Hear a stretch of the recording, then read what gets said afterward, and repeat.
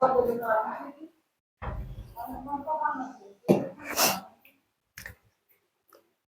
हम लेके आए थे सैनोनिम्स। क्या लेके आए थे? सैनोनिम्स यानी पर्यायवाची शब्द। आज हम फिर से लेके आए हैं क्या? Important antonyms. एंटोनिम्स क्या क्या बोलते हैं हम लोग? विलोम शब्द। क्या बोलते हैं? विलोम शब्द। ठीक है, जो हर एग्जाम में हमें क्या होते हैं? आवश्यक, यानी जरूरत इसकी पड़ती है। ठीक है, तो आज हम क्या पढ़ने जा रहे हैं? एंटोनिम्स पढ़ने जा रहे हैं। देख लो एंटोनिम्स क्या है। ज्यादा नहीं लिए हैं, 20-22 लिए हैं बस। लगभग 27 है, 27 है शायद। हाँ ठीक है, मगर हमने लिए हैं सब ए रो के। अभी किसके लिए हैं? ए के। कल लेके आएंगे बी के, मतलब ऐसे क्रम में चलाएंगे। ठीक है, जो इंपॉर्टेंट है ए के वही लेके आए हैं। जैसे लिखा है अलाउ, समझना। अलाउ माने क्या होता है? स्वीकृति देना। ठीक है, तो हमें इसका अपोजिट लिखना है, तो क्या लिख देंगे? डिसअलाउ। क्या लिख देंगे? डिसअलाउ।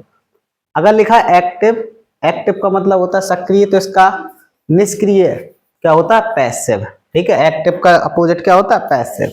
एक्सेप्ट, एक्सेप्ट माने होता है स्वीकार करना, तो इसका अपोजिट क्या होगा? रेफ्यूज या रिजेक्ट का मतलब क्या हो गया? अस्वीकार। एक्नॉलेज, इसका मतलब होता है स्वीकार करना, यानी डैनी। डैनी का मतलब क्या होता है? मना करना। एक्विट, एक्विट का मतलब होता है कुशाग्र, तीव्र, तो इसका आंसर क्या होगा? इसका अपोजिट होगा ऑब्ट्यूस, यानी मंद। ठीक है, एडवर्सिटी, इसका मतलब होता है कष्ट या विपत्ति। क्या होता है? कष्ट या विपत्ति, तो इसका अपोजिट क्या होगा? प्रॉस्पेरिटी। क्या होगा? प्रॉस्पेरिटी। अब इसके बाद आता है अफर्म। अफर्म का मतलब होता है निश्चय पूर्वक कहना, तो इसका आंसर क्या होगा? डैनी। एनालिसिस का मतलब होता है विश्लेषण, तो इसका होगा सिंथेसिस, यानी संश्लेषण। ठीक है, अराइवल, आगमन, इसका होता है डिपार्चर। क्या होता है? डिपार्चर। अप्रूव, अप्रूव का मतलब होता है अनुमोदन करना, तो इसका हो जाएगा कंडेम, यानी निंदा करना। ठीक है, एसेंट, एसेंट का मतलब होता है चढ़ाई, तो इसका हो जाएगा डिसेंट। अटैक, अटैक का मतलब होता है आक्रमण करना, तो इसका हो जाएगा डिफेंड।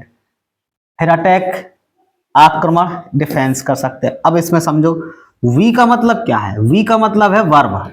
किससे? वर्ब से। और एन का मतलब है नाउन से। ठीक है, अगर वर्ब वाला होगा तो आपको डिफेंड बोलना है, अगर नाउन वाला होगा तो क्या बोलना है? डिफेंस बोलना है। दोनों में अंतर होता है। ठीक है, आगे देखो।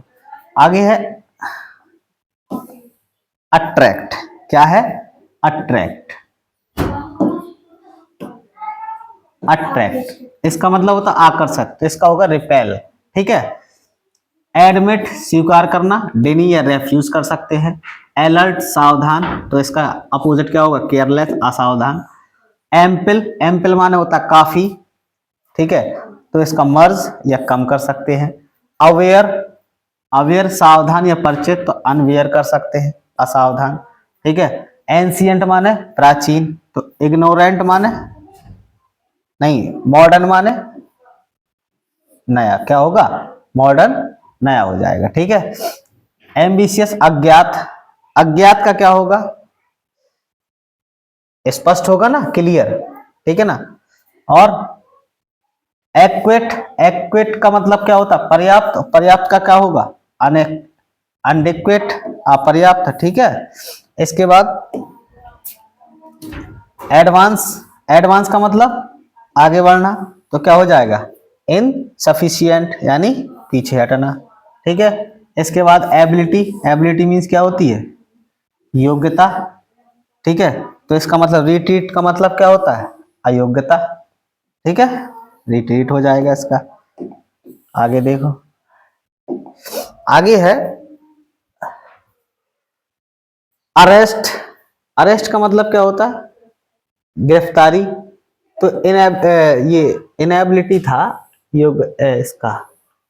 ठीक है, अब इसका मतलब अरेस्ट का मतलब है गिरफ्तारी, तो इसका क्या हो जाएगा? रिलीज। रिलीज माने क्या होती है? मुक्ति। ठीक है, इनएबिलिटी माने क्या होती है? अब समझ में आ रहा है? अब जैसे लिखा है आर्म, आर्मामेंट, इसका मतलब होता है युद्ध सामग्री, तो इसका क्या होगा? डिसआर्मामेंट। ठीक है, निशस्त्रीकरण। ठीक, अब लिखा एब्सर्ड असंगत, तो इसका क्या होगा रिसेनेबल तर्क संगत, ठीक। एक्विजिशन इसका निर्दोषी, तो क्या हो जाएगा कन्विक्शन दोषी। इसका होगा एक्यूरेट शुद्ध यथार्थ, तो इसका क्या हो जाएगा इनएक्यूरेट अयथार्थ या यथार्थ, ठीक है। ये थे हमारे कुछ एंटोनिम्स जो हमने आज सीखे। अब कल हम अपनी क्लास वो कैब की जो चल रही है कंटिन्यू, हम लोग 5 मिनट में क्या पढ़ते हैं वो कैब पढ़ते हैं और स्पोकन के कुछ वाक्य पढ़ते हैं, ठीक है। और क्या पढ़ रहे हैं थोड़े बहुत यूजेस पढ़ रहे हैं जो हमारे डेली आप लोगों को मिल रहे हैं, ठीक है। अब आगे कल की क्लास कल लेके आएंगे।